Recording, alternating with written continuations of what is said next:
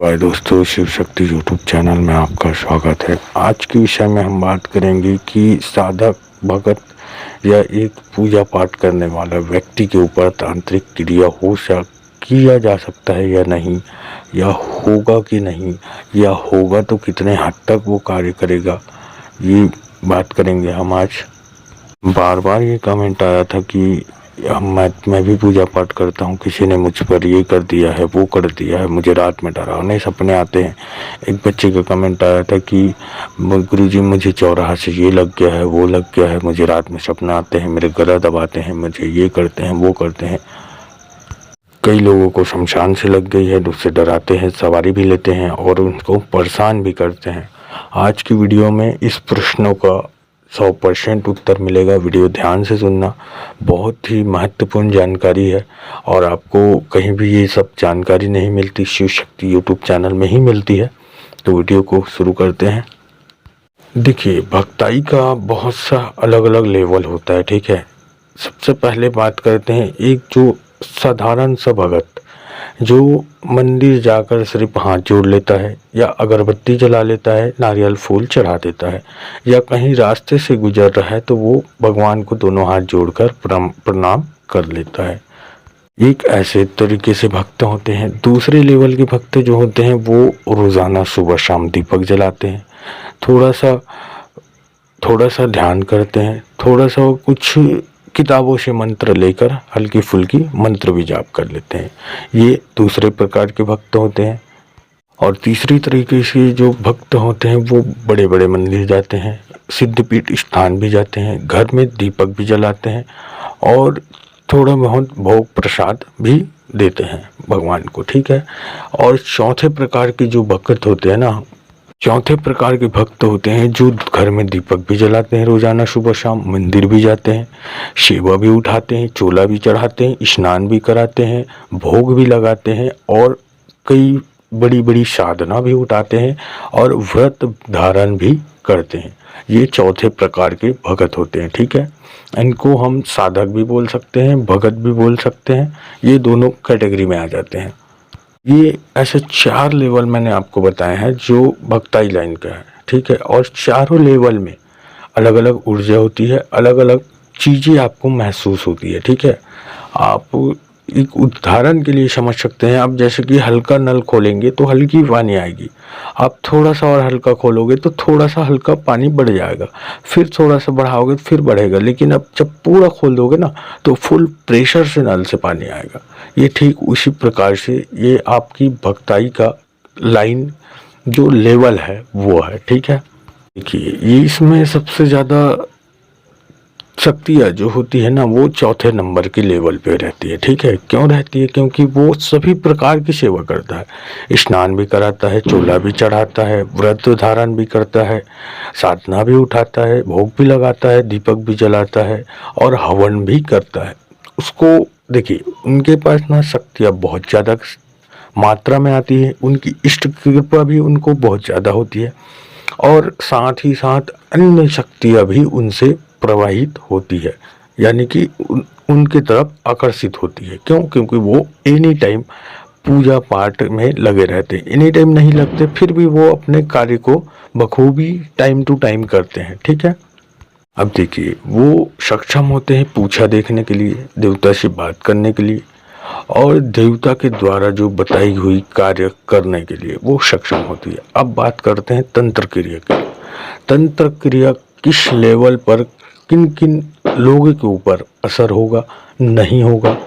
ये तंत्र की भी बहुत सारी लेवल होती है, ठीक है। एक होता है किसी के ऊपर भूत छोड़ना, एक होता है किसी के घर में मशान छोड़ देना, एक होता है किसी के घर के अंदर चौकी बैठाल देना, ठीक है।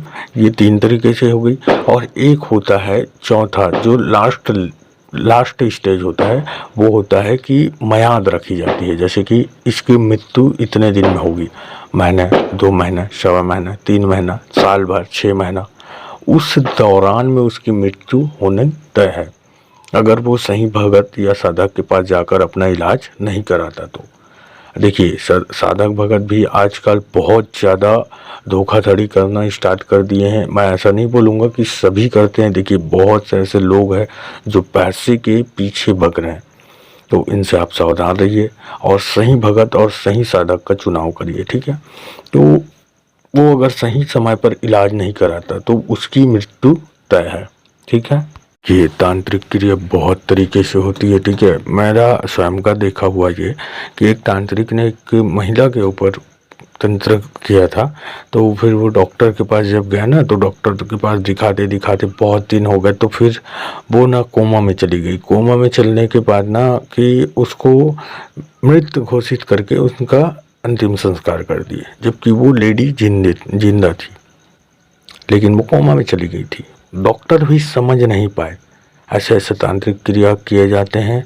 तो अब देखिए भगत के ऊपर कितना प्रकार से ये सही होगा और कितना प्रकार से असर करेगा। आइए इसके बारे में बात करते हैं।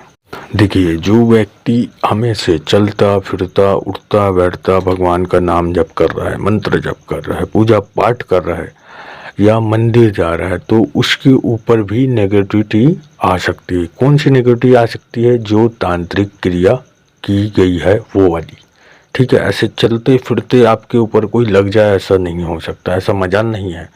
अगर आप देवी देवता की पूजा पाठ कर रहे हैं, चलते फिरते नाम जप कर रहे हैं, और अगर आप बोलो कि चलते फिरते इसके ऊपर ये लग गया, तो वो उसके ऊपर ऐसा नहीं हो सकता। वो होगा क्यों? क्योंकि वो तांत्रिक क्रिया की गई है। या कोई ऐसे जो काला जादू करते हैं, वो लोग आपके ऊपर जब प्रभाव करेंगे ना, जब आपके ऊपर वो वार करेंगे, तब जाकर लगेगी, ऐसे नहीं लगेगी, ठीक है। अब बात करते हैं दूसरे स्टेज की। बता दूं कि जो साधक, जो पूछा देखने के लिए भी सक्षम है, जो भगवान से बात कर सकता है, उसके ऊपर भी तंत्र क्रिया हो सकती है, ठीक है। अगर उसकी अगर शक्ति कम है तो उसके ऊपर तंत्र क्रिया होगी। लेकिन अगर उसकी शक्ति उससे बड़ी है, मतलब ज़्यादा है, जैसे कि आपके पास 10 चॉकलेट है, उसके पास 11 है, तो वो आपसे ज़्यादा हो गया।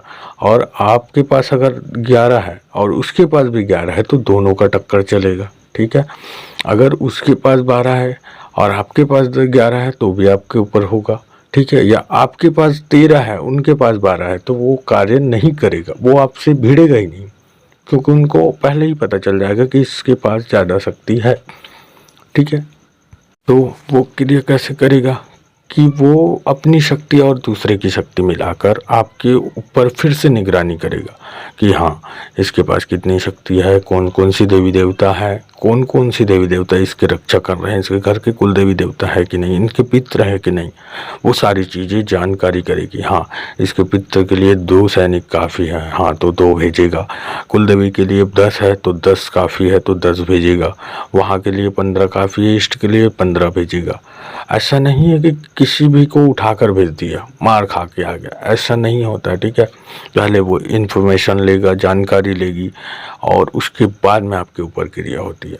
अगर आपके पास अगर शक्ति बड़ी है तो वो आपसे टक्कर नहीं लेगी, अपनी शक्ति बढ़ाएगी, या तो फिर अपने साथ वाले किसी तांत्रिक या साधक या भगत को वो कन्विंस करेगी कि मेरे ऊपर ऐसा ऐसा करना है, इनका ये करना है, इसलिए शक्ति चाहिए, ठीक है।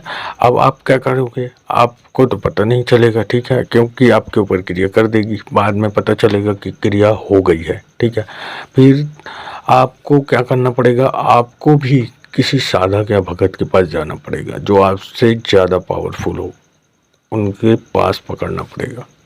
तो और एक चीज़ बता दूं कि जो व्यक्ति अगर कंटिन्यू पूजा पाठ करता है, उसका और अगर क्लीन है, हर जगह पे पवित्र रहता है, ठीक है, पवित्रता का ध्यान रखता है, हमेशा रोजाना भोग प्रसाद देता है, उसको कुछ नहीं आता, फिर भी उसके ऊपर ये नेगेटिविटी नहीं आ सकती, क्योंकि वो तांत्रिक क्रिया नहीं कर पाएगा, क्योंकि आपका ऑरा मजबूत है। तो मुझे आशा है जानकारी आपको पसंद आई होगी। चैनल पर नए हैं तो चैनल को लाइक कीजिए, शेयर कीजिए, सब्सक्राइब कीजिए। मिलते हैं एक नई वीडियो के साथ, नई जानकारी के साथ। तब तक के लिए ओम नमः शिवाय, ओम नमः शिवाय, ओम नमः शिवाय।